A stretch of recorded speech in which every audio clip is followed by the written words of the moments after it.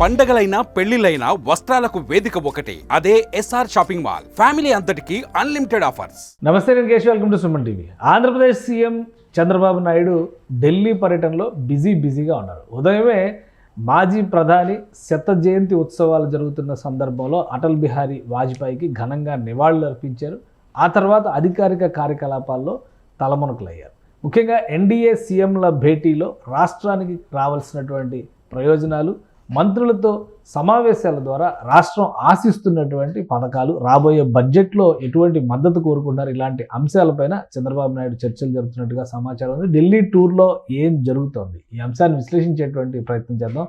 మనతో పాటు సుబ్రహ్మణ్యం గారు, అనలిస్ట్ ఉన్నారు. సుబ్రహ్మణ్యం గారు నమస్కారం. నమస్కారం సార్. ఢిల్లీ టూర్ జనరల్గా ఏంటంటే ఇప్పుడు కూటమి ప్రభుత్వం ఉంది కాబట్టి ఫ్రెండ్లీ గవర్నెన్స్ అక్కడ ఇక్కడ కూడా నడుస్తుంది. అవును. సో చంద్రబాబు నాయుడు గారు టూర్ బిజీగానే స్టార్ట్ అవుతుంది. మంత్రులందరూ వరుసపెట్టి ప్రధానమంత్రితో సహా అందరినీ కూడా భేటీ కలుస్తున్నారు. అసలు ఏంటి ఇప్పుడు ఈ భేటీల వలన రాష్ట్రానికి కలిగేటువంటి ప్రయోజనం? ప్రధానంగా ఫిబ్రవరి 1వ తేదీ బడ్జెట్, అవును సార్, ఫుల్ బడ్జెట్ ఇప్పుడు రాబోతుంది. మనం పెట్టింది కూడా ఇంటరిమ్ బడ్జెట్, అది మధ్యలో పెట్టింది. ఓటాన్ అకౌంట్ కొనసాగింపుగా పెట్టినటువంటి బడ్జెట్. ఎలక్షన్స్ తర్వాత ఫుల్ బడ్జెట్ రేపు ఫిబ్రవరి 1న రాబోతుంది. అవును.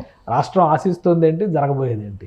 సార్, ఇప్పుడు చంద్రబాబు నాయుడు గారు ఢిల్లీకి వెళ్ళినారు అంటే ఒక 70 to 80% వచ్చేసి రాష్ట్ర అభివృద్ధికి, రాష్ట్రాన్ని బాగుపరిచే ఆలోచనతో చేసేటటువంటి విజిట్.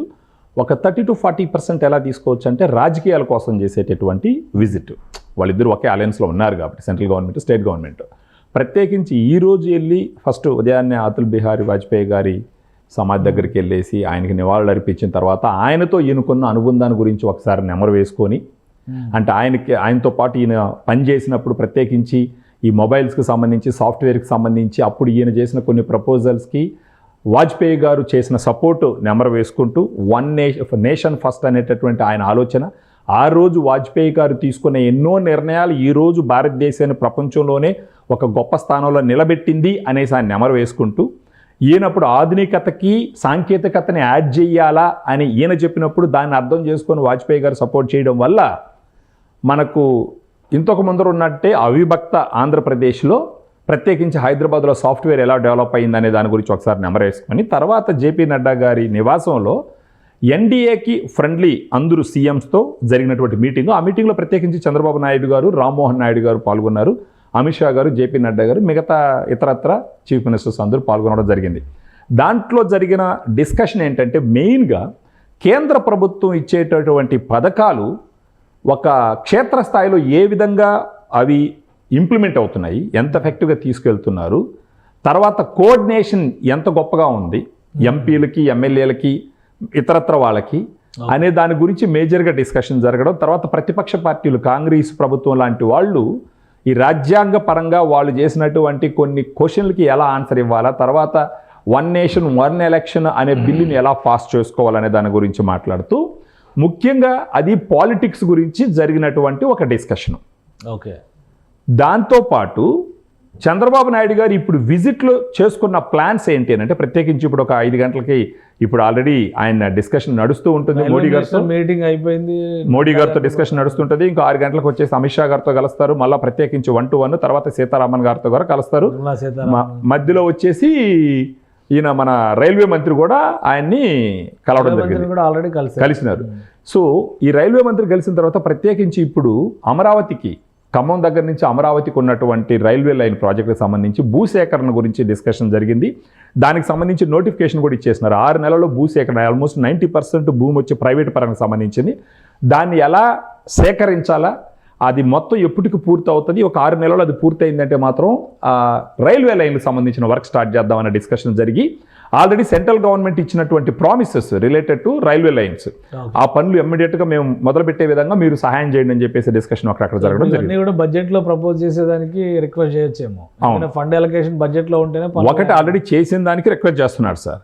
రెండో ప్లాన్ ఏంటంటే, ఇప్పుడు మీరు కుమారస్వామి గారితో కూడా మీటింగ్ జరిగింది, ఆయనకి కుమారస్వామి గారితో కూడా జరిగింది. దానికి సంబంధించి ఉన్న అజెండా ఏంటంటే, వైజాగ్ స్టీల్ ప్లాంట్కి ఏ విధంగా సపోర్ట్ చేస్తారు అనే దాని గురించి డిస్కషన్. స్టీల్ ప్లాంట్కి ఏమైనా ఫండ్ అలొకేషన్ జరిగే అవకాశం ఉంది? ఎందుకంటే కర్ణాటకలో ఆల్రెడీ మోక్షగుండం విశ్వేశ్వరయ్య స్టీల్ ప్లాంట్కి 15,000 కోట్ల సాయం ప్రకటించింది కేంద్ర ప్రభుత్వం. అవును సార్, అవును. ఆయన ఉక్కు శాఖ మంత్రి కాబట్టి అవును, ఆయన తీసుకెళ్ళిపోయాడు వాళ్ళ రాష్ట్రానికి. అవును. సో ఆంధ్రప్రదేశ్కి ఆ కన్సిడరేషన్ ఉంటుందా? సో వీళ్ళకి కూడా మీరు చూసినట్టు చంద్రబాబు నాయుడు గారికి కుమారస్వామి గారికి ఎప్పటి నుంచి మంచి సంబంధాలు ఉండేవి. వాళ్ళ నాన్న ప్రైమ్ మినిస్టర్ చేసిందే ఈయన. సో ఆ రిలేషన్ ఎలాగో ఉంటుంది వాళ్ళకి. మీరు రీసెంట్గా గమనించినారంటే ఆయన పుట్టినరోజు రోజున కూడా పవన్ కళ్యాణ్ గారు, చంద్రబాబు నాయుడు గారు, లోకేష్ గారు ప్రత్యేకంగా వాళ్ళ ఎక్స్ అకౌంట్లో ఆయన్ని విషయం చేయడం జరిగింది, కుమారస్వామి గారిని.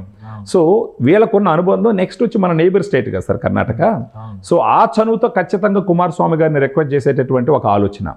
దానితో పాటు పోలవరానికి ఇంతకు ముందర అలకేట్ చేసినటువంటి బడ్జెట్ రిలీజ్కి సంబంధించి, తర్వాత మన ఆంధ్రప్రదేశ్ అమరావతి డెవలప్మెంట్కి సంబంధించి ఆల్రెడీ చేసిన ప్రామిసులకు సంబంధించి నిధుల విడుదల గురించి, తర్వాత ఫిబ్రవరి 1వ తేదీ పెట్టబోయేటటువంటి కొత్త బడ్జెట్లో ఇంకా అడిషనల్ సపోర్ట్ ఒకటి అడగడానికి. ఇవి 2 మేజర్ అజెండాలు. దాని తర్వాత నెక్స్ట్ మంత్ జనవరి 8వ తేదీ 2025లో ప్రధానమంత్రి అనకాపల్లికి వచ్చే దాని గురించి కూడా డిస్కషన్ అనమాట. ఏపీ విజిట్కి వస్తున్నాం. ఏపీ విజిట్కి వచ్చేసి అనకాపల్లిలో ప్రత్యేకించి అక్కడ కొన్ని ఆయన శంకుస్థాపన చేయడం జరుగుతుంది. ఎందుకంటే హైడ్రోజన్, గ్రీన్ హైడ్రోజన్ ప్లాంట్ ఒకటి, తర్వాత అంటే అక్కడ సీఎం రమేష్ గారు ఆర్సిలర్ మెటల్ ప్రాజెక్ట్ కూడా, అది కాకుండా ఇంకొక 3 కేంద్రీయ విద్యాలయాలు కూడా అక్కడ శంకుస్థాపన చేయించే విధంగా, తర్వాత అనకాపల్లి జిల్లాలో 90 కిలోమీటర్లు ఉన్నటువంటి తీర ప్రాంతాన్ని పర్యాటకంగా ఏ విధంగా అభివృద్ధి చేయాలా అంటే సీఎం రమేష్ గారు చెప్తున్నారు, లోకల్ ఎంపీ, ఆల్మోస్ట్ 2,50,000 కోట్ల పెట్టుబడులు ఒక అనకాపల్లి జిల్లాకే వచ్చినాయి అన్నది ఒక పాయింట్. ఇప్పుడు ఆయన ఆర్సిలర్ మెటల్ ద్వారా ఒకటి, గ్రీన్ హైడ్రోజన్ ఒకటి, సో తర్వాత వచ్చేసి వైజాగ్ నుంచి రాజమండ్రికి 6 లేన్ రోడ్ ఒకటి. ఈ అన్నిటి డిస్కషన్కి వాటిల్లో మెజారిటీ వచ్చేసి మోడీ గారు వచ్చి శంకుస్థాపన చేయబోయేటటువంటి ఒక సిచ్యువేషన్. సో వీటన్నిటి గురించి డిస్కస్ చేస్తూ మాకు ఇంకా కొంచెం ఫేవర్ చేయండి, మాకు తొందరగా రిలీజ్ చేయండి, ప్రత్యేకించి పోలవరానికి అమరావతి ఫాస్ట్ ట్రాక్ సపోర్ట్ కోసం మెయిన్ అజెండా పెట్టుకొని వెళ్ళినటువంటి సిచ్యువేషన్. దాంతోపాటు రాష్ట్రంలో ఉన్నటువంటి ప్రస్తుత రాజకీయ పరిస్థితులు కూడా వివరించడానికి ఒక ప్లాన్ అనమాట. సో ఈ మేజర్ అజెండాగా పెట్టుకొని చంద్రబాబు నాయుడు గారి పర్యటన ఢిల్లీలో కొనసాగుతూ ఉంది. ఈ రోజు రేపు 2 రోజులు ఉంటారు ఆయన. సో పోయే కొద్దీ మరిన్ని అప్డేట్స్ వచ్చే అవకాశాలు మనకున్నాయి sir. Right. Thank you Subrahmanyam గారు. ఇది ఆంధ్రప్రదేశ్ అవసరాలు, అలానే ఇచ్చినటువంటి హామీలకు అనుగుణంగా ఫండ్స్ ఎలకేషన్, ఈ 2 ప్రధాన ఎజెండాగా ఏపీ సీఎం చంద్రబాబు నాయుడు ఢిల్లీ పర్యటన జరుగుతుంది.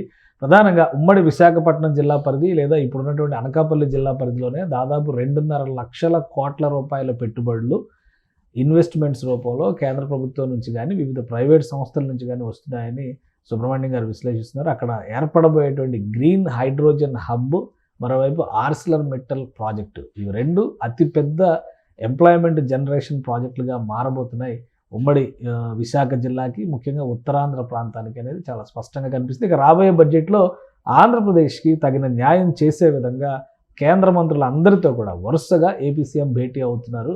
సో వాటి ఫలితాలు ఎలా వస్తాయో వేచి చూడాలి. ఇది స్పెషల్ డిస్కషన్. Keep watching.